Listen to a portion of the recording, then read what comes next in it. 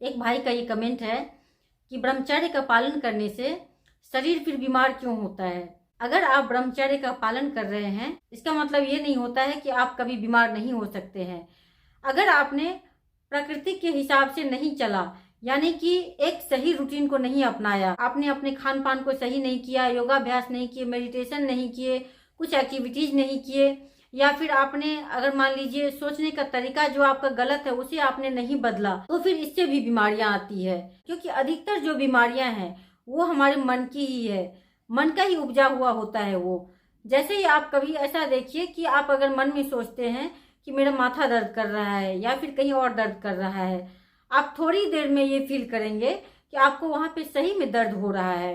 तो इसलिए ऐसा नहीं है कि आप ब्रह्मचर्य का पालन करेंगे तो आपको कभी तकलीफ नहीं हो सकती है। अगर आप प्रकृति के खिलाफ जाकर काम करेंगे, प्रकृति के हिसाब से नहीं चलेंगे, तो फिर आपका शरीर तो बीमार होना ही है। तो इसीलिए ये बहुत जरूरी है कि ब्रह्मचर्य के पालन के साथ साथ आप इन सभी चीजों को भी ध्यान में रखिए कि आपका खान पान जो है वो भी सात्विक होनी चाहिए, एक्टिविटीज होनी चाहिए, सोचने का जो तरीका है वो अच्छा होना चाहिए।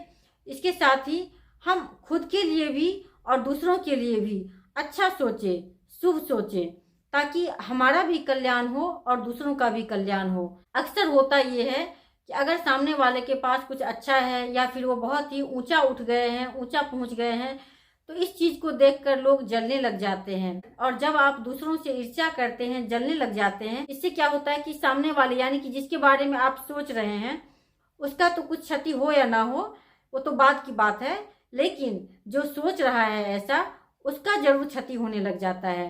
भीतर ही भीतर बीमारियां होने लग जाती है, गांठ बनती चली जाती है। तो अगर आपके मन में बहुत सारे गांठ हैं तो उसको खोलने की जरूरत है और बांधने की जरूरत नहीं है। क्योंकि बीमारी होने का कोई एक ही रीजन नहीं हो सकता है, इसके बहुत सारे कारण हो सकते हैं। लेकिन ये बात है कि अगर आप ब्रह्मचर्य का पालन करते हैं तो इससे आपकी ऊर्जा की बचत होने लग जाती है। व्यर्थ में जो आप ऊर्जा को बहा रहे थे वो बंद हो जाता है।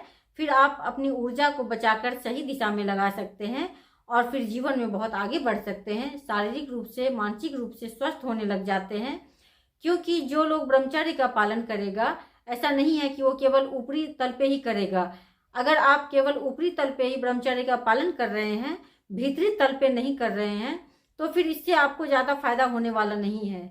इसीलिए ये बहुत जरूरी है कि ब्रह्मचर्य का जो पालन है वो दोनों स्तर पे होना चाहिए, यानी कि आपके ऊपरी लेवल पे भी होनी चाहिए और आंतरिक लेवल पे भी होनी चाहिए, तभी इसका फायदा हो सकता है। और जब तक आप अनुशासन में नहीं रहेंगे, गलत दिनचर्या को अपनाए रहेंगे, तब तक आप बीमार होते रहेंगे। इसीलिए इन सभी चीजों के ऊपर ध्यान देना होगा, तभी आपको इसका पूरा फायदा मिलता है।